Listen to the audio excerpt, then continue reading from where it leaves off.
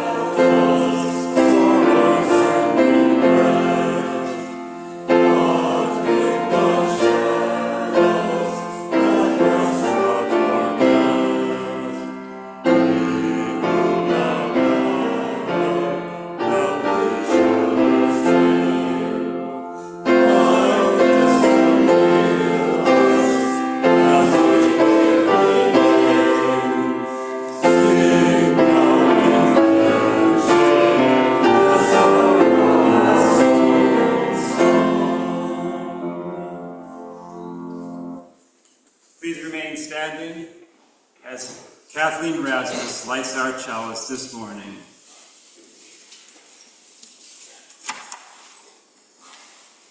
These words by Reverend Tara Humphreys.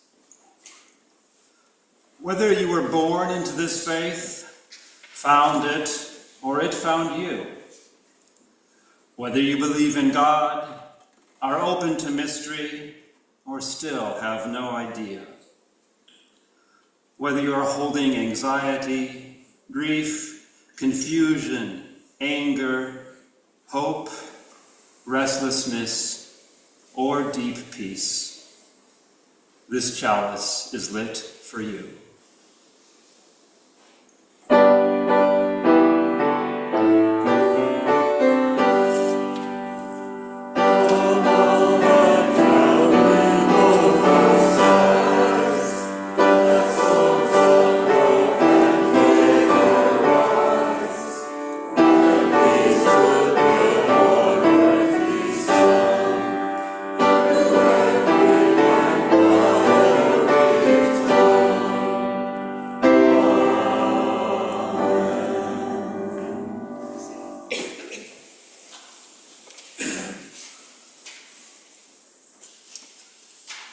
This month, we are exploring the practice of inclusion. In other words, how to practice not leaving people out. So with that in mind, I invite you to gather round as I share a special story with you. This story comes from a Middle Eastern Islamic folktale, but it is attributed to different countries, including Turkey and Syria, and it is called Mullah Nasruddin Feeds His Coat. Before we start, a mullah is a Muslim religious teacher or leader, and Ramadan is an Islamic holy month of fasting during the day, prayer, reflection, and community. This year it will begin on February 28th. Mullah Nasruddin had been working in the fields all day long. He was tired and sweaty, and his clothes and shoes were covered with mud and stains. Because he had been fasting all day long for Ramadan, he was also quite hungry. But finally, it was almost sundown, and Nasruddin knew that he would soon be able to eat. The wealthiest person in town was hosting a huge feast that evening and had invited everyone to come break their fasts together. Nasruddin knew that he would be late if he went home to change his clothes before heading into town. So he decided it was better to arrive in dirty clothes rather than to be late. Oh, what a party it would be! What a feast! As he walked to the wealthy person's home, Nasruddin imagined the delicious foods that he would soon be eating. Dates, lentils and chickpeas, olives and bread, hummus, falafel, chicken and beef, and best of all, the desserts, halva, date rolls, figs, and baklava. When Nasruddin arrived, the wealthy person opened the door, looked at Nasruddin scornfully, looked at his worn, ragged clothes down to his muddy shoes. Without a word of welcome, the host gestured for Nasruddin to come in and abruptly walked away. Nasruddin joined the throngs of people who were all dressed in their finest clothing. The tables were laden with all sorts of delicious foods: dates, lentils and chickpeas, olives and bread, hummus, falafel, chicken and beef, and best of all, the desserts: halva, date rolls, figs, and baklava.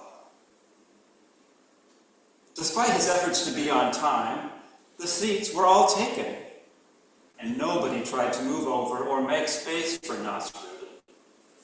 In fact, nobody offered him food. He had to reach over and around people to get any food for his plate.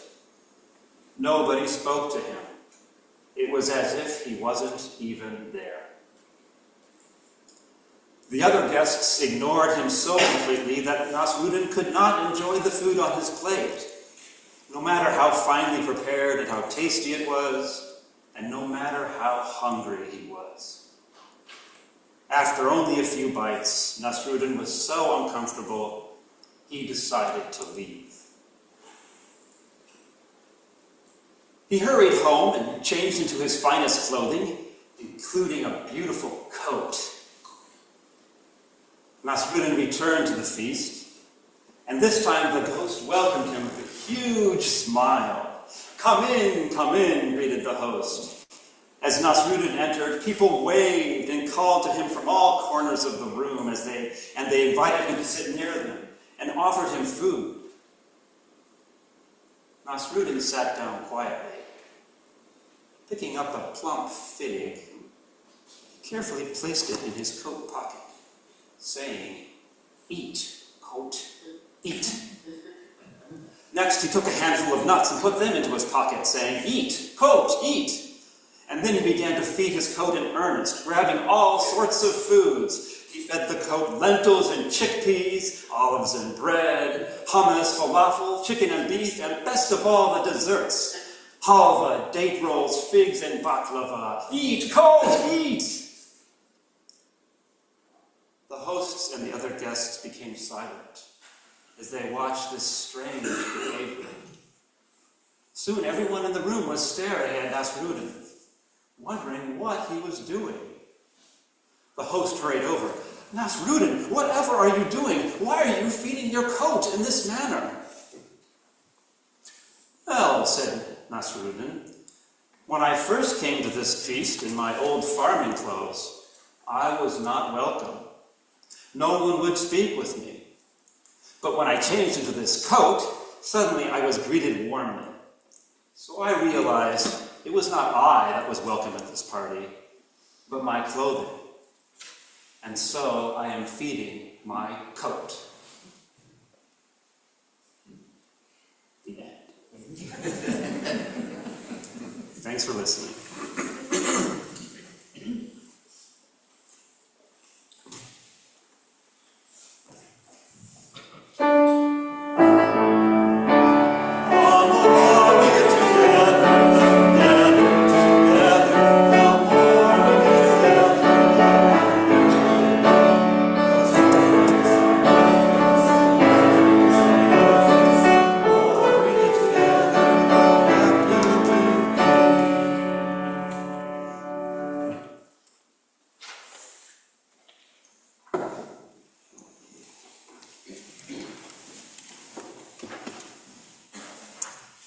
Please remain seated for our prayer hymn, number 391 in the Gray Hymnal, Voice Still and Small.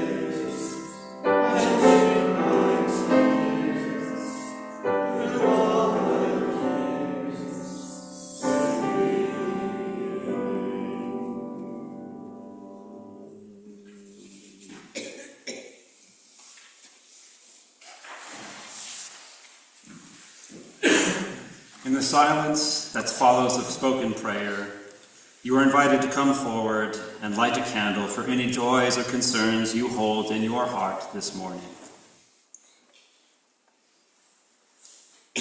This prayer by Reverend Gretchen Haley. For this one moment, know only that you are loved, that you are safe and whole and loved. Know that you belong here among us, here upon this earth, in your body. However tired or broken your heart may be, whatever fear, disappointment, anger you carry, for this hour, know you are not alone. Feel the presence of others surrounding you, breathing beside you and with you, discovering together the way our voices rise and fall together in harmony, in hope. Claim here a resilient freedom, the choice for love, for light, to live with joy and gratitude and praise as a form of resistance. Amen.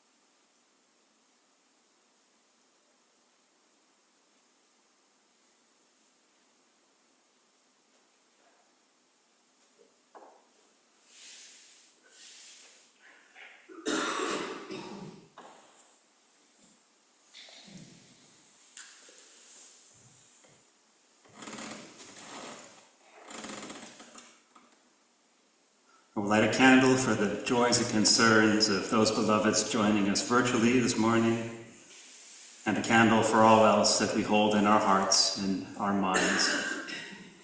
If your heart is hurting, know that your community is here to help, as is Pastor Lora. Please reach out with any needs.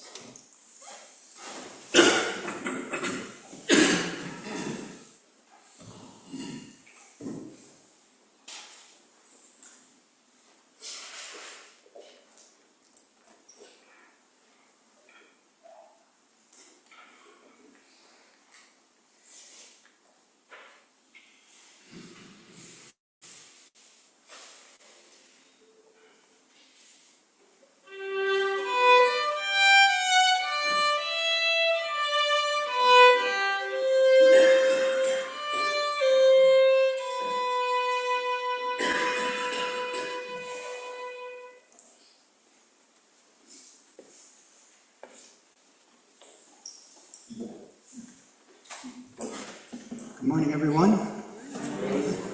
I'm just doing a quick announcement for next Sunday.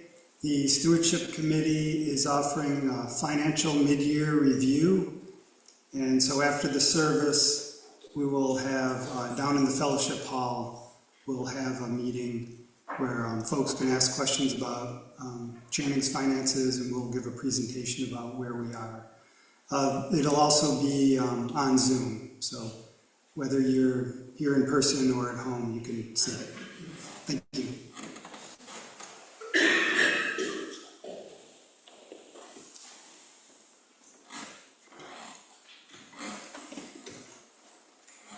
The universe is a generous place.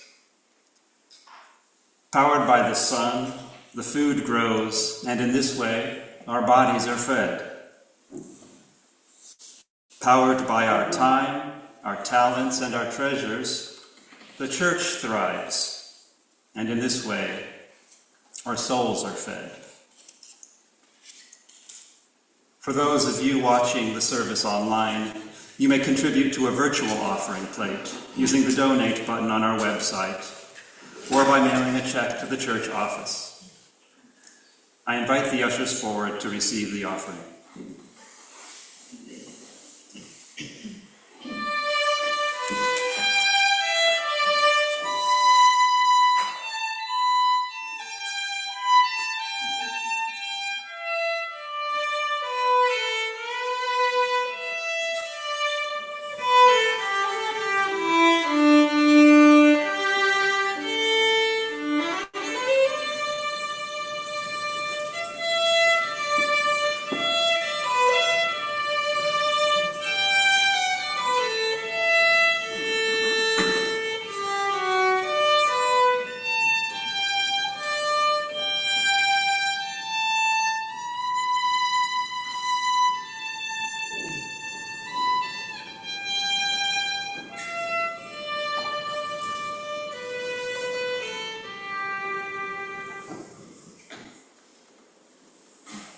I now invite Ostar Hauliak to come forward to conduct this morning's special collection.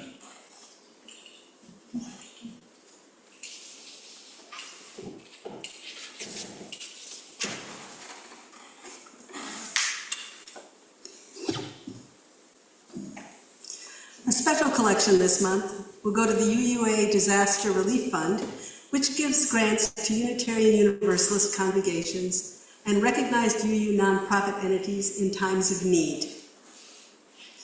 Among recipients at the forefront right now are congregations in towns devastated by the California wildfires.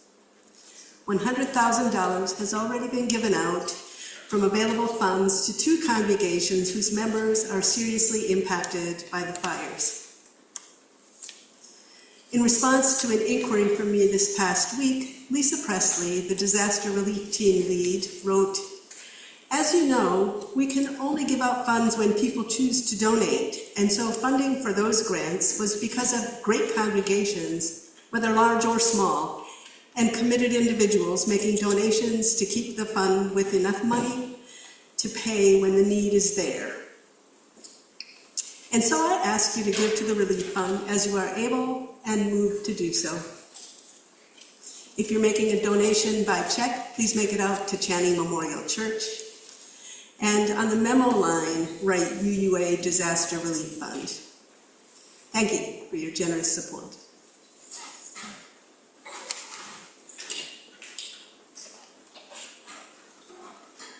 I again invite the ushers to come forward to receive this special offering.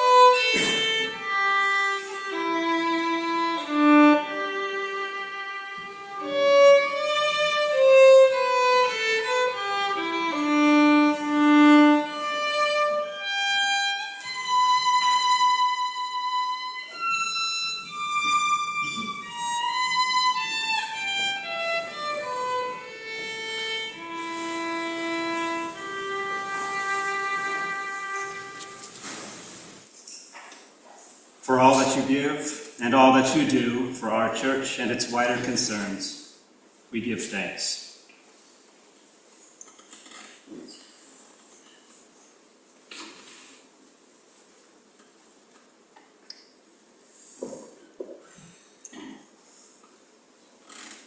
Our first reading this morning comes from The Handmaid's Tale by Margaret Atwood. It's short. Nolite te bastardes carborundor.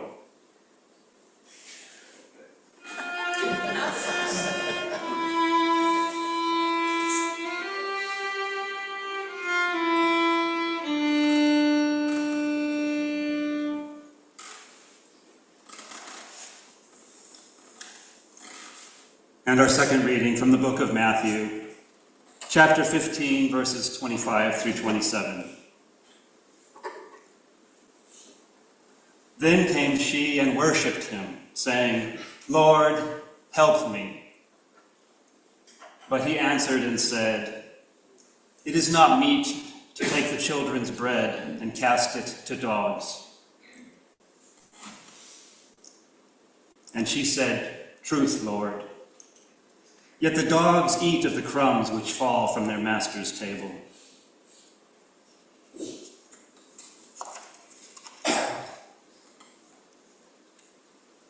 I invite you to rise and body your spirit to join our voices in hymn number 318 from the Gray Hymnal, We Would Be One.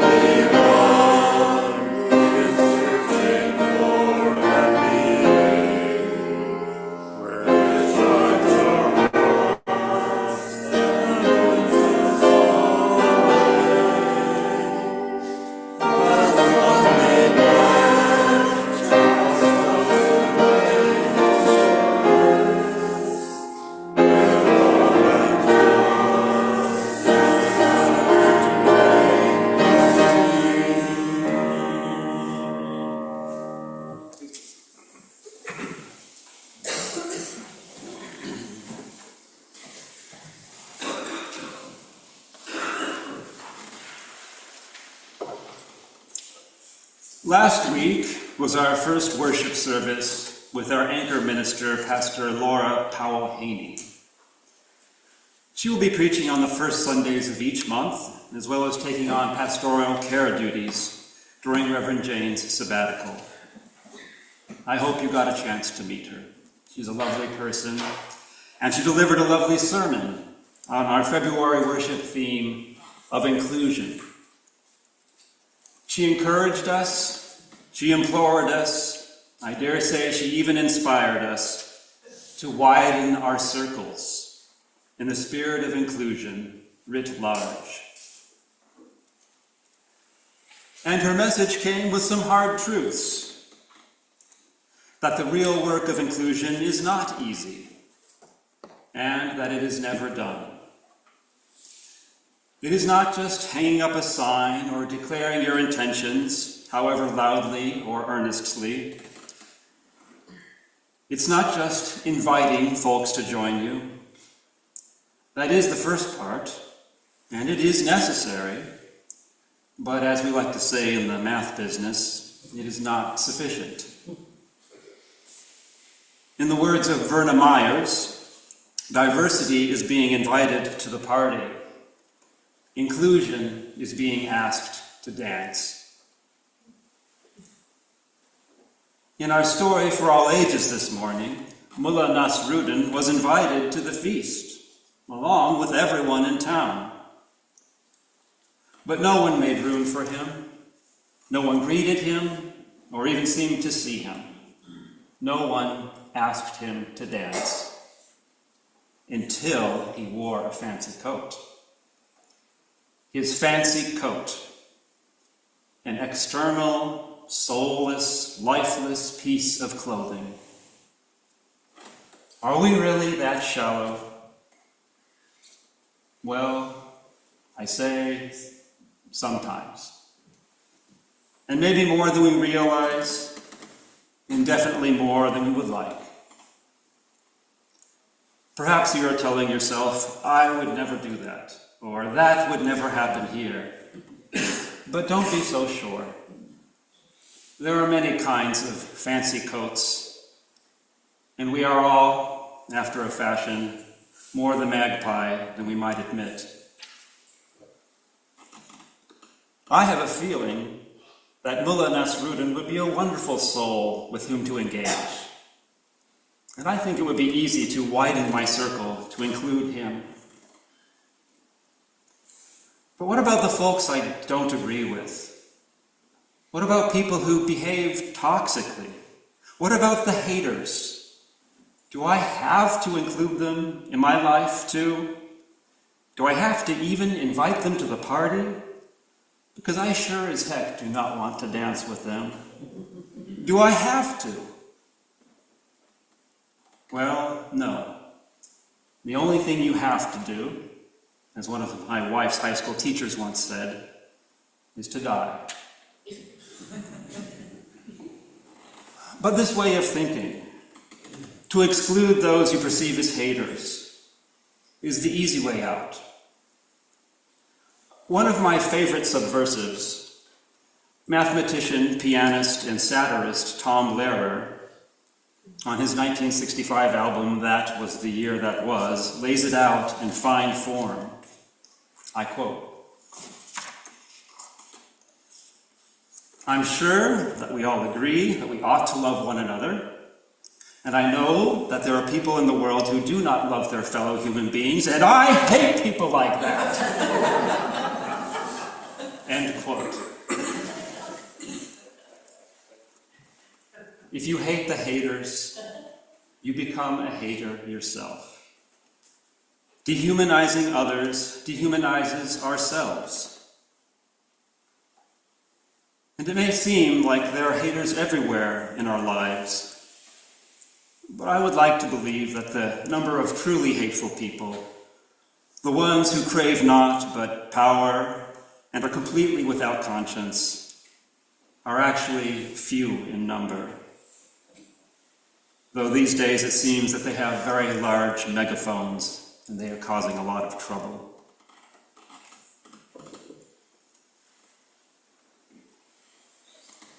So, what's a soul to do?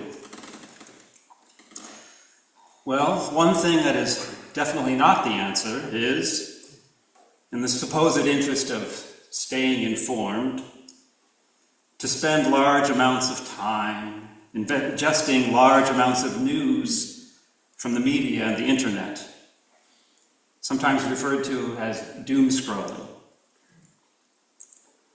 I believe that the amount of time one needs to spend in order to be aware of important events is measurable in minutes, not hours. Any more time than that only serves the cause of hatred. Doom scrolling makes it easier for hatred to win because it increases fear and feelings of powerlessness. And I think part of the answer to the question, what's a soul to do, comes from this morning's prayer by Reverend Gretchen Haley. Take refuge in and find strength in community and embrace the good. I love the final words. Claim here a resilient freedom, the choice for love, for light, to live with joy and gratitude and praise as a form of resistance.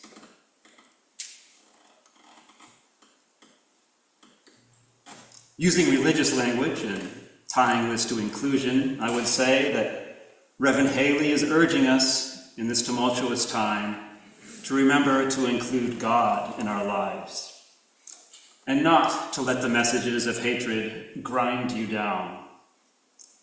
Nolitis te bastardis carburandorum. So there's that. But what about engaging with someone who does not align with your ideals? Or even someone who may mean you harm? This is a trickier business.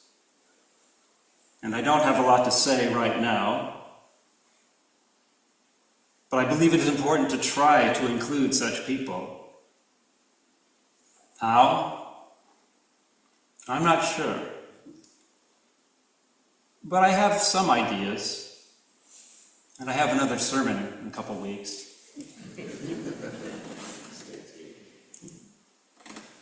So yes, in all cases it is important to try.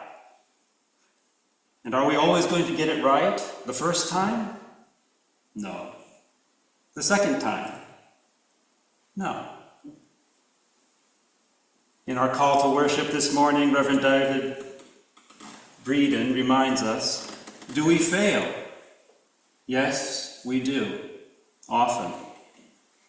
Do we try again? Yes, we do. Always.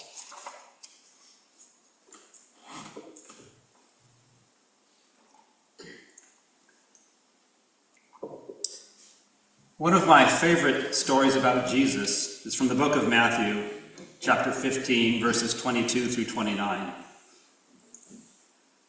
I'll warn you now that my interpretation of this story is likely blasphemous in several ways, probably naive as well, and that I share it here at Channing Memorial Church, Unitarian Universalist, without the slightest compunction.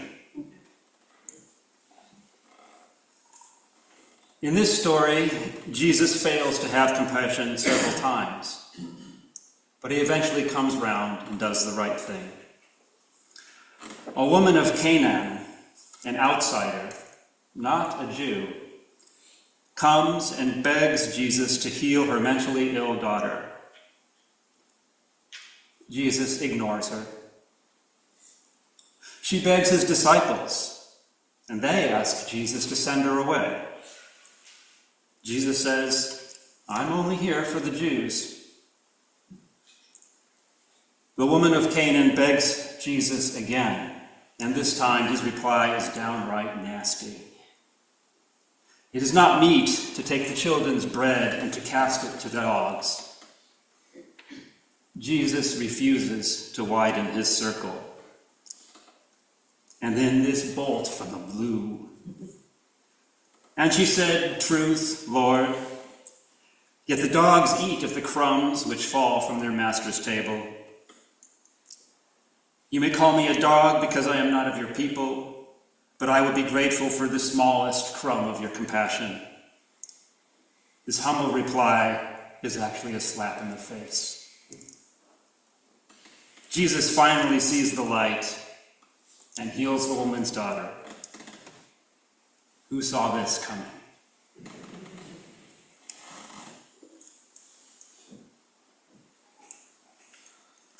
And another favorite story of mine from the New Testament about an outsider is that of the Good Samaritan. The Jewish man who is robbed, assaulted, and left to die on the road from Jerusalem to Jericho is passed by, first by a priest and then by a Levite, another Jewish holy person. It is a certain Samaritan, a non-Jew, who widens his circle and has compassion on the victim. Which leads me to this question. Which came first? Jesus' story of the Good Samaritan or his encounter with the Canaanite woman? It's not obvious to me because the story of the Good Samaritan is only in the book of Luke, and the story of the Canaanite woman only occurs in Mark and Matthew. I'm sure the biblical scholars could give me an answer, but I think it is interesting no matter which happened first. And since I have the pulpit this morning, I'm going to tell you why.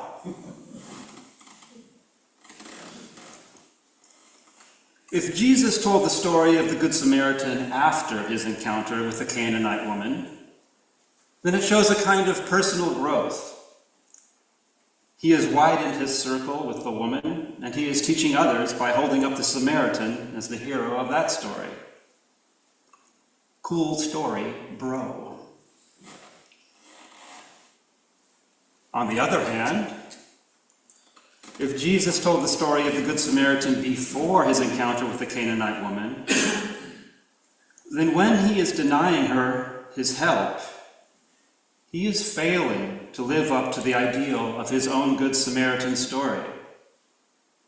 And the woman's retort is actually the voice of God, giving Jesus the chance to see his hypocrisy and to come around.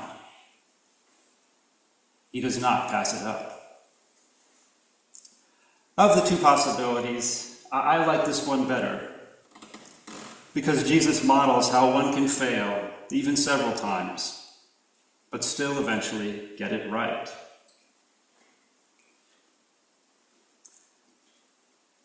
So, do I know how to widen my circle? I don't know. Maybe. But I do know that the important thing is to try. And, even more importantly, to try again when I fail. If Jesus needed several chances to widen his circle, then I'm going to give myself several chances too. And I'll do it within and out from this beloved community. And I hope you will join me in doing so as well. Amen.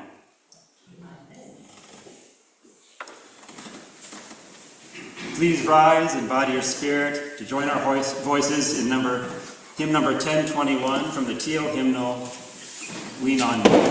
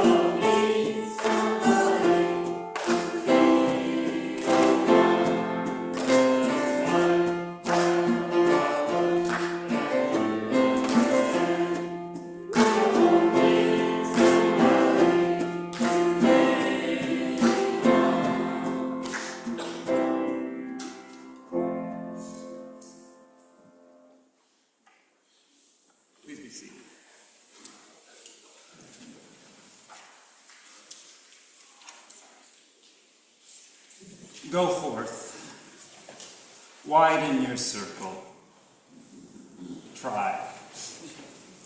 If you succeed, try again. If you fail, try again. For when you try, the Spirit of God will be with you, always. Go in peace, and amen.